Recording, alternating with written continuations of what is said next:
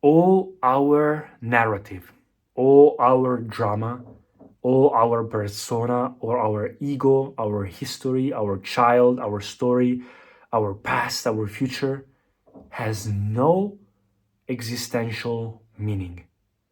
And once you understand that, it completely changes how you feel about yourself. I was doing my meditation, and as always, I try to share my insights after my meditations.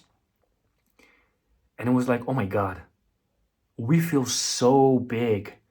We feel like our story, our narrative, we feel like our world is so big, is so important.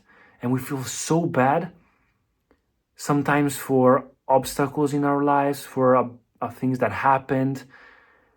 And if you zoom out, you see yourself on this little planet. You're like a little creature, like a monkey. And you're like, oh, I was really feeling bad for that.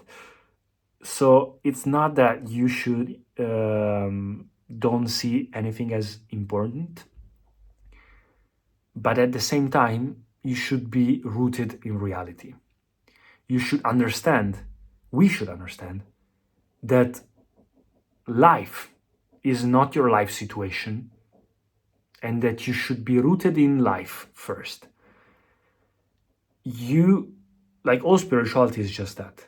Instead of being all the time in your mind, that little voice in your head, all the time there, which is past recycling itself, information recycling itself, you should just be in reality first, which is here, which is now.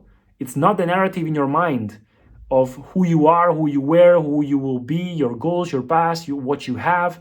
No. Labels, no. It's just you here and now. It's being, it's presence, it's God, as you said, it's the soul, it's however, yoga, however you want to call it. But the thing is, first, you should learn how to be. Then you should learn how to act from there. And then you will have, it's not the opposite. That's karma yoga. Becoming first joyful by your own nature, blissful by your own nature, fulfilled by your own nature. And then from there you can act, and from there acting, you will receive. Not the opposite as society tells you. Doing so you can get something and then you can be happy. No. You learn to be detached from the actions and just act on what's necessary, but you are, by your own nature, fulfilled before. And so you'll see that your actions will have an impact. But at the same time, you will be fearless. Why? Because why you're not attached to that? Simply because you are rooted in reality. You don't feel that big anymore. You are in upasana, as in yoga we say, which means you understand that our role existentially is so minor that it almost makes you laugh. Once I realized that the first time, I spent so much time crying and laughing after a meditation because it's such a big relief.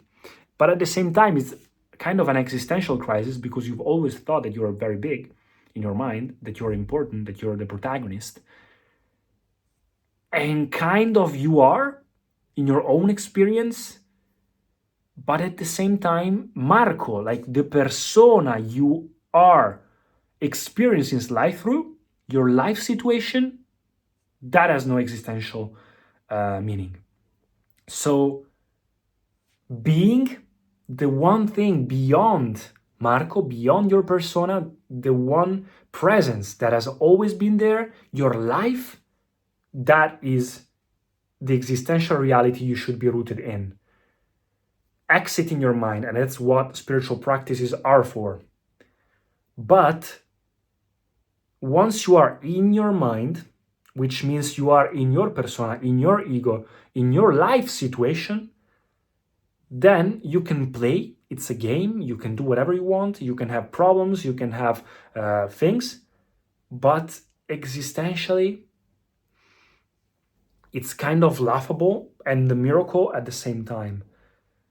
But if you see it for what it is, and that's why spiritual practices bring you clarity, which means you get out of your mind, you see your mind and your persona from outside. And so you understand that if something bad happens today, it's not the end of the world. If something good happens, you are joyful, but you're joyful no matter what happens. You're fulfilled. You are before you do. Then it's better because whatever you do it in a better way. So you also have a different way to respond to the world. You also impact differently, and you can actually have a little bit of of an impact, and also have a better experience of life after all, for you and people around you.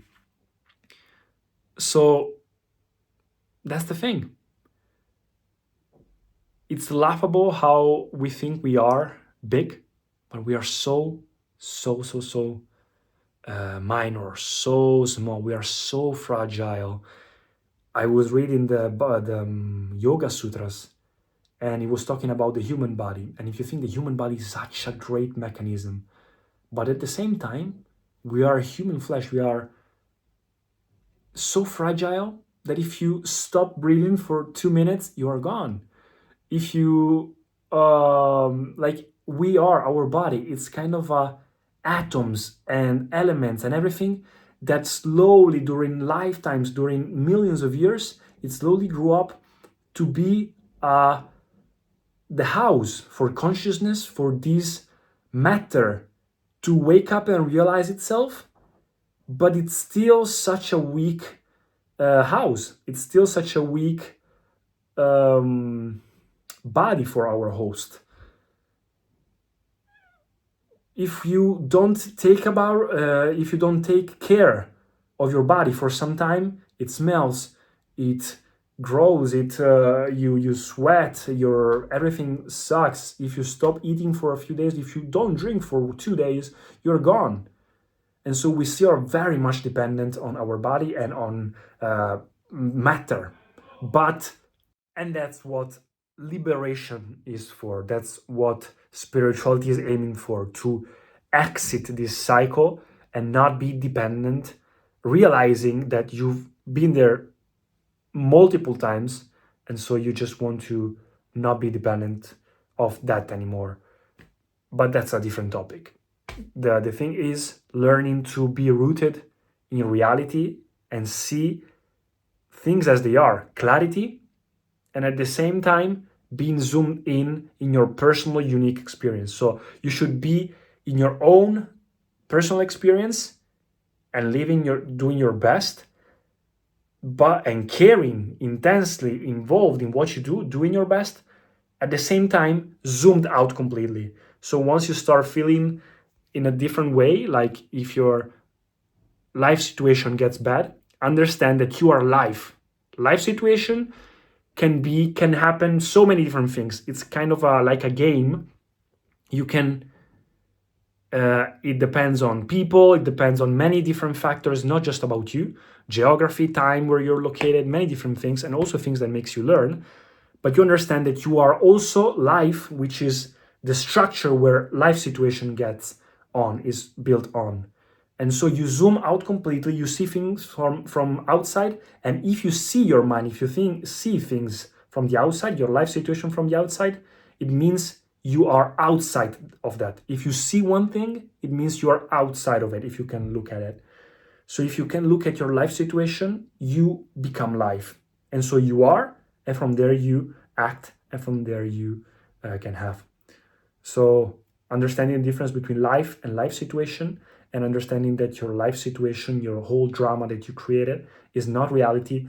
This is reality, presence. And that's what spiritual practices are, to get you there, rooted in reality, so you can zoom in and be intensely involved in what you do, at the same time zoom out completely and not being in the middle, because you'll get lost in comparison, in doing other stuff, in your mental drama. Zoomed out and zoomed in. Existential, but involved. Inactive in activity and active in inactivity. That's the secret.